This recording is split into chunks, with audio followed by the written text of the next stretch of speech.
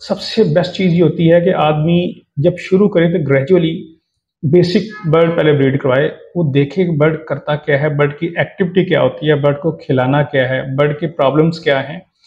सबसे पहले जो पाकिस्तान में कह लें कि ओपलाइन, स्पेशली ब्लू ओपलाइन जो इंपोर्ट किया था वो मैंने किया था। उसका तरीका वही है कि ग्रेजुअली इस काम में आया जाए, बेसिक से आया जाए और फिर उसको आहिस्ता आहिस्ता लर्निंग के साथ। क्योंकि हम एक तो ये होता है कि सबसे अक्सर सेशन में लोग पूछते हैं कि यार बर्ड में ये बीमारी आ जाए तो क्या करना चाहिए। वो म्यूटेशंस जो हैं वो एकदम से डाउनफॉल की तरफ जाती हैं, इसकी क्या वजह हो सकती है? सबसे पहले आपकी बर्ड की सिलेक्शन अच्छी होनी चाहिए, फिर बीमारियों से लड़ना भी आपको आना चाहिए, फिर आगे आपको क्वालिटी को इम्प्रूव करना भी आना चाहिए। इसलिए नए लोगों को वो चीज़ें लगवानी चाहिए जहाँ पर कुछ उसको कमर्शियल लगवा दिया जाए, कुछ उसको म्यूटेशंस ऐसी लगवा दी जाएँ जिससे वो इम्प्रूव करता रहे। उसको बता दिया जाए कि ये बर्ड ऐसा नहीं है कि आप पहले साल लगा के पहले साल पैसा निकाल लेंगे। इसमें 2-3 साल आपको वेट करना पड़ेगा, सब्र करना पड़ेगा, सीखना पड़ेगा, मार्केट में एक नाम बनाना पड़ेगा, फिर जाके जो है वो ये चीज़ें चलती हैं और बंदा आगे उससे पैसे भी कमा सकता है, अच्छे लेवल पे भी जा सकता है। अस्सलाम वालेकुम दोस्तों, मैं हूं सुलेमान जावेद और आप देख रहे हैं easy FD official YouTube channel.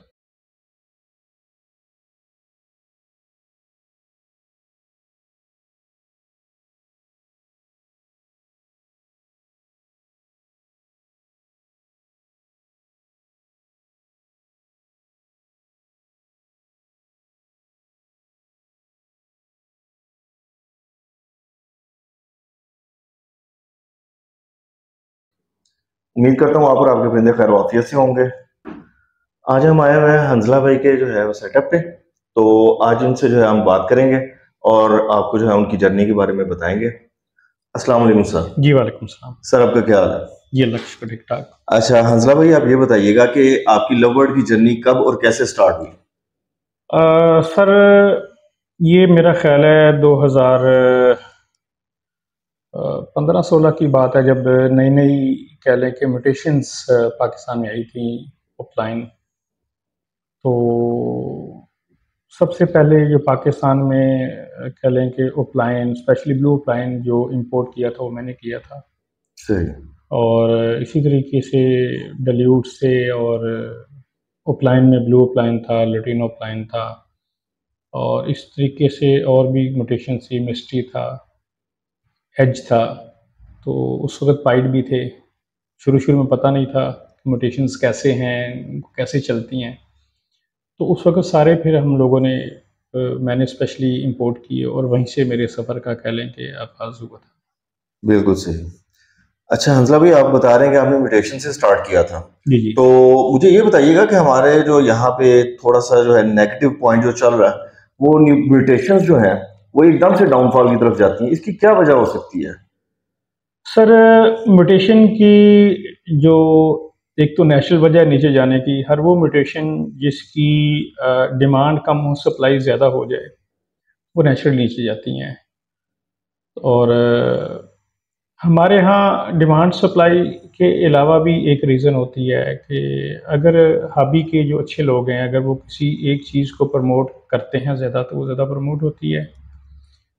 अगर किसी को प्रमोट कम किया जाता है, तो वो फिर उसकी डिमांड, क्योंकि अक्सर हमारे यहाँ जो लोग चल रहे होते हैं ना, वो पूछ रहे होते हैं, अच्छा जी, इस साल कौन-सा ज़्यादा म्यूटेशन चलेगी? तो वो फिर ज़्यादा जो है ना, उस पे लोग फ़ोकस करते हैं। म्यूटेशन के गिरने की वजह उसका फ़िनोटाइप भी होता है।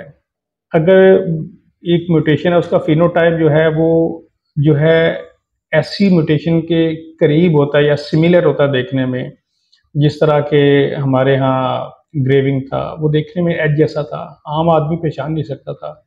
तो अगर एज म्यूटेशन यहाँ पर नहीं चली, लोगों ने ज़्यादा उसको उसके फ़िनोटाइप की वजह से जो है पसंद नहीं किया, तो फिर उससे मिलती-जुलती जो म्यूटेशन है, वो भी फिर लोग उसके साथ वैसे ही वो बिहेव करते हैं। या वो म्यूटेशन जो कन्फ्यूज़िंग हो, जहाँ पर लोगों को पता नहीं चलता कि यार ये बर्ड म्यूटेशन यही है या वो है। और कन्फ्यूजन ऐसी म्यूटेशन के साथ हो जो थोड़ी यहाँ पर लोग इसको अप्रिशिएट नहीं करते या एक्सेप्ट नहीं करते उस लेवल पे, तो वो भी रीज़न होती है म्यूटेशन के नीचे जाने की। तो दूसरा एक मार्केट का ट्रेंड होता है जो सेट किया जाता है। तो उसके एतबार से भी अगर किसी म्यूटेशंस का ट्रेंड सेट किया जाता है, जिस तरह के इस साल ये लग रहा है कि रेड आइज़ को ज़्यादा प्रमोट किया जा रहा है, कई प्लेटफॉर्म्स पे देख रहे हैं, सुन रहे हैं, या फिर ये हो सकता है कि लोग थोड़े इनसिक्योर हो जाते हैं जब हम म्यूटेशंस के ऐसे ऐसे पैसे मांगते हैं जो कि बनते नहीं हैं। तो फिर जब वो नीचे लेवल पे लोग खरीदते हैं और उनके पास वो बिकते नहीं है, तो ऑब्वियसली उनकी मोटिवेशन फिर वो नहीं रह जाती उसके अंदर। बिल्कुल सही। तो रेड आई बर्ड जितने भी होते हैं, जितनी म्यूटेशंस होती हैं, हमारे पाकिस्तान लोग उससे ज़्यादा पसंद करते हैं, तो फिर वो ज़्यादा सिक्योर चीज़ों की तरफ चलते हैं।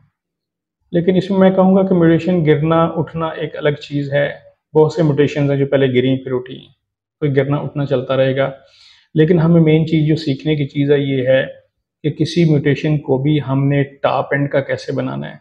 अगर हमारी सिर्फ जो कह लें कि मोटिवेशन पैसा होगी ना, तो वो फिर हम बहुत जल्दी जो है ना, वो ज़ाहिर है एंड म्यूटेशन की तरफ। जैसे कोई आता है जी, एक्वा नई म्यूटेशन आई है, खूबसूरत म्यूटेशन है। अब जितने लोगों ने एक्वा खरीदा उनको ये नहीं पता कि एक्वा चलता कैसे है। सही। लेकिन हर बंदे की कोशिश है कि मैंने सादा एक्वा नहीं लेना, मैंने पारब्लू ओपलाइन या blue one blue two opaline aqua pale fallow लेना है, ताकि मैं ज़्यादा से ज़्यादा जितना पैसा उससे कमा सकूं। तो इस म्यूटेशन के उतार चढ़ाव में एक ये चीज़ भी चल रही है जो कि एक अच्छी प्रैक्टिस नहीं है। कोई भी म्यूटेशन जो होती है ना, वो ग्रीन बर्ड और स्पेशली ग्रीन वाइल्ड टाइप जो होता है ना, उसके बगैर वो ऊपर नहीं जाती। लेकिन ये हमने अभी तय करना है कि हमने किसी म्यूटेशन को किस लेवल पे लेके जाना है। जिस तरह पाकिस्तान में शोज़ हो रहे हैं, वो स्टैंडर्ड बता रहे हैं लोगों को, अच्छे बर्ड वहाँ आते हैं और जजेस भी हमारे बर्ड को लाइक करते हैं। लेकिन ये अगर हम इस डगर पे चलेंगे, हम क्वालिटी को फोकस करेंगे ना, तो म्यूटेशंस जो भी है ना, इवन जो गिरी हुई म्यूटेशन की अगर क्वालिटी अच्छी अगर किसी को पसंद आएगी तो वो अपनी प्राइस पे उसको देगा। तो इसलिए जो म्यूटेशंस हैं ये सारी होनी चाहिए, क्योंकि यहाँ पाकिस्तान की मार्केट में कुछ पता नहीं चलता कौन सी म्यूटेशन कब ऊपर चली जाए, कब कौन सी नीचे आ जाए। सही। तो इसलिए सबसे ज़्यादा जो प्रेफरेंस होनी चाहिए वही होनी चाहिए कि आपको कौन सी म्यूटेशन पसंद है, ये वो अपग्रेड कर पाएँ। तो हंसला भाई, इसमें एक जो मैं अपने तौर पे एज अ ब्रीडर जो है ना, एक चीज जो मैं देख रहा हूँ, बेसिकली हमारा जो स्टार्ट है ना, वही सही तरीके से नहीं हो रहा। मतलब जो भी इंसान इस फील्ड में आ रहा है, लव बर्ड की फील्ड में, बेसिकली तो ये एक इंटरनेशनल लेवल की फील्ड है। लेकिन हम लोग जो है ना, इसको लोकल लेवल पे ही जो है ना, वो डिमोटिवेट करना स्टार्ट हो गए। जबकि पाकिस्तान में कोई और ऐसी फील्ड नहीं है जिसमें हम जो है ना इंटरनेशनल लेवल पे काम घर बैठे हुए कर सकें। तो अगर हम लोग स्टार्ट जो है बेसिक नॉलेज से लें करें, ठीक है, और उसके बाद जो है हम लोग अपने पास बर्ड्स जो है वो ऐसे प्रोड्यूस करें जो हम इंटरनेशनल लेवल पे या मतलब जो है बाहर के मुल्कों में एक्सपोर्ट कर सकें। तो मेरा ख्याल है ये बेसिक हमारा जो मोटिव होना चाहिए इस फील्ड में आने का। देखें, जिस तरह किसी भी बिजनेस के अंदर ना डिफरेंट माइंडसेट के लोग होते हैं, जी। तो सिमिलरली जो बर्ड हॉबी है इसके अंदर भी डिफरेंट माइंडसेट के लोग हैं।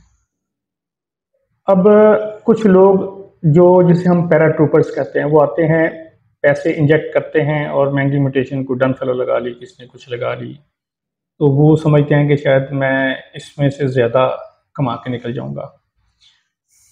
इस हद तक तो उनकी सोच ठीक होती है। ऑब्वियसली जो हाई एंड म्यूटेशंस होती हैं उनके पैसे ज़्यादा होते हैं, जी। वो कह लें कि पैसे ज़्यादा दे जाती हैं। लेकिन जो चीज़ इग्नोर होती है वो ये होती है कि एट द एंड ये बर्ड है, ये लाइफ स्टॉक है, इसने चलना एक ही तरीके से है। वो तरीका जब तक हम नहीं सीखते कि एक बर्ड है, आपने हाई एंड तो डाल लिया है, उसकी क्वालिटी को इम्प्रूव कैसे करना है, उसकी हाउसिंग कैसे करनी है, उसकी कीपिंग कैसे करनी है, उसको बीमारियों से कैसे बचाना है, उसको मौसम की सख्तियों से कैसे बचाना है, अगर आप ये नहीं सीखते ना तो आप नुकसान कर देंगे। इसलिए जो पैराट्रूपर्स टाइप के लोग होते हैं, जब वो सिर्फ इन्वेस्टमेंट के एतबार से ही आते हैं, तो जहाँ पर उनके चांसेस होते हैं ज़्यादा पैसे कमाने के, वहाँ ज़्यादा नुकसान भी वही उठाते हैं। जी। दूसरा, यहाँ पर जो हमारे यहाँ एक ट्रेंड है कि उस्ताद जी ने ये कह दिया कर लो, तो खुद नहीं सीखते हम लोग। अगर हम बगैर नॉलेज के इस हॉबी में चलते रहेंगे या इस बर्ड फ्रेटर्निटी में चलते रहेंगे ना, तो फिर हम किसी भी नुकसान का शिकार हो सकते हैं। सबसे बेस्ट चीज़ ये होती है कि आदमी जब शुरू करे तो ग्रेजुअली बेसिक बर्ड पहले ब्रीड करवाए, वो देखे कि बर्ड करता क्या है, बर्ड की एक्टिविटी क्या होती है, बर्ड को खिलाना क्या है, बर्ड के प्रॉब्लम्स क्या हैं। जब वो एक दफ़ा सीख जाए तो उसके बाद वो ओपन है, वो जो जो मर्जी म्यूटेशन ऐड करता जाए जिस तरीके से। और कुछ लोग कह लें कि बहुत सारे फटाने भी अच्छे लोग हैं, लेकिन बहुत सारे लोग ऐसे भी हैं जो लोगों को मिसगाइड करते हैं। किसी ने कह दिया जी मुझे 10 करोड़ के बर्ड लगवा दें। 10 करोड़ तो खैर नहीं कहता, लेकिन एक बात कर रहा हूँ, तो कई लोगों की कोशिश होती है कि यार ये 10 करोड़ ले ही आए, मैं फिर जो कुछ भी है इसको लगवा दूंगा। सही। तो ये प्रैक्टिस भी ठीक नहीं है। इस तरीके से कई लोग ऐसे सुना है कि 50-50, 60-60 लोग किसी के कहने से 50-60 लाख के बर्ड डाल दिए, लेकिन एट द एंड वो बेचारे परेशान होके कह लेंगे, कुछ लोग हाबी छोड़ देते हैं, कुछ फिर जो जिनको ज़्यादा शौक होता है वो फिर डिफरेंट तरीके से आते हैं, कोई फिर कमर्शियल बीच में डालते हैं, फिर कुछ डिफरेंट प्रैक्टिसेस करते हैं, कुछ बच जाते हैं, कुछ हाबी छोड़ जाते हैं। तो मैं हमेशा इस बात को मानता हूँ कि एक बंदा नया आता है ना, वो आपसे कहता है कि मुझे 50 लाख के बर्ड लगवा दें, तो कभी मत लगवा के दें। सही। अगर आप एक अच्छे मुसलमान हैं, एक अच्छे इंसान हैं, तो आप उसे बताएं कि भाई ये काम ऐसे नहीं चलता, इसमें शुरू से आए, आप बेसिक चीज़ें सीखें और बर्ड कैसे इम्प्रूव होते हैं, बर्ड आगे चलते कैसे हैं, ये पहले आप सीखें। उसके बाद आप चाहे 10 करोड़ के क्या 50 करोड़ डाल लें आप इसमें। तो कुछ गाइडेंस की कमी है, कुछ कह लें कि उस्तादी इस टाइप की होती है। बाज़ जो बेचारे नीम हकीम खतरा जान उस्ताद होते हैं, वो भी गलत गाइडेंस, जिनको खुद पता नहीं था बेचारों को।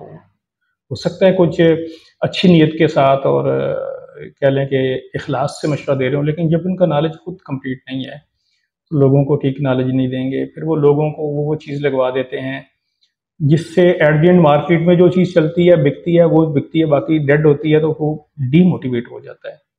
इसलिए नए लोगों को वो चीज़ें लगवानी चाहिए जहाँ पर कुछ उसको कमर्शियल लगवा दिया जाए, कुछ उसको म्यूटेशंस ऐसी लगवा दी जाएँ जिससे वो इम्प्रूव करता रहे। उसको बता दिया जाए कि ये बर्ड ऐसा नहीं है कि आप पहले साल लगा के पहले साल पैसा निकाल लेंगे, इसमें 2-3 साल आपको वेट करना पड़ेगा, सब्र करना पड़ेगा, सीखना पड़ेगा, मार्केट में एक नाम बनाना पड़ेगा, फिर जाके जो है वो ये चीज़ें चलती हैं और बंदा आगे उससे पैसे भी कमा सकता है, अच्छे लेवल पे भी जा सकता है।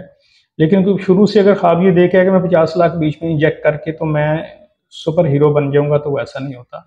उसका तरीका वही है कि ग्रेजुअली इस काम में आया जाए, बेसिक से आया जाए और फिर उसको आहिस्ता-आहिस्ता लर्निंग के साथ, क्योंकि हम एक तो ये होता है कि सबसे अक्सर सेशन में लोग पूछते हैं कि यार बर्ड में ये बीमारी आ जाए तो क्या करना चाहिए? मैं कहता हूँ सबसे पहले आपकी बाइंग ठीक होनी चाहिए। सही। आप एक बाय ही बर्ड गलत सिलेक्ट कर रहे हैं, वो सही भी होगा तो क्या देगा आपको? बिल्कुल सही। बीमारी तो सेकेंडरी चीज़ है ना। जी, जी। सबसे पहले आपकी बर्ड की सिलेक्शन अच्छी होनी चाहिए, फिर बीमारियों से लड़ना भी आपको आना चाहिए, फिर आगे आपको क्वालिटी को इम्प्रूव करना भी आना चाहिए। फिर आपको जब आप शो में बर्ड लेके जाते हैं, अच्छी क्वालिटी को इम्प्रूव करते हैं, तो आपको एक जब बर्ड आपका जीतता है, तो फिर आपके अंदर ना एक सेल्फ कॉन्फिडेंस आता है। फिर आप किसी लेवल पे भी बर्ड के साथ कुछ भी किसी लेवल पे इसको लेके जा सकते हैं। तो शुरू में इस टाइप की हरकतें, या सिर्फ बाज़ दफ़ा लोग होते हैं, कुछ यूट्यूबर्स को देखा, उन्हीं की जनाब बात पे गए और जनाब आंखें बंद करके शुरू हो गए। ये नहीं होना चाहिए, थोड़ा समझ-बूझ के साथ, थोड़ा सीख के इसमें क्या-क्या प्रॉब्लम्स आती हैं। हर बंदा आपको फिज़िबिलिटी तो बहुत अट्रैक्टिव दिखाएगा, लेकिन वो कभी ये नहीं बताएगा कि बर्ड के अंदर मसाइल क्या होते हैं, बर्ड के अंदर नुकसान क्या-क्या पॉसिबिलिटीज़ हैं। तो वो पहले सीखना चाहिए कि बर्ड के अंदर मसले क्या-क्या आते हैं, क्या मैं उनको हैंडल कर सकता हूँ, क्या मैं इतना टाइम दे सकता हूँ, क्या मेरा शौक इस लेवल का है, फिर उसमें जाया जाए। तो अगर इस तरीके से लोग जाएँगे तो इंशाल्लाह एक तो बर्ड की क्वालिटी भी बढ़ेगी, और ये जो कुछ मार्केट में जो 2 नंबर प्रैक्टिस कर रहे हैं, वो भी डीमोटिवेट होंगे और इंशाल्लाह सबको फ़ायदा होगा इससे। बिल्कुल सही।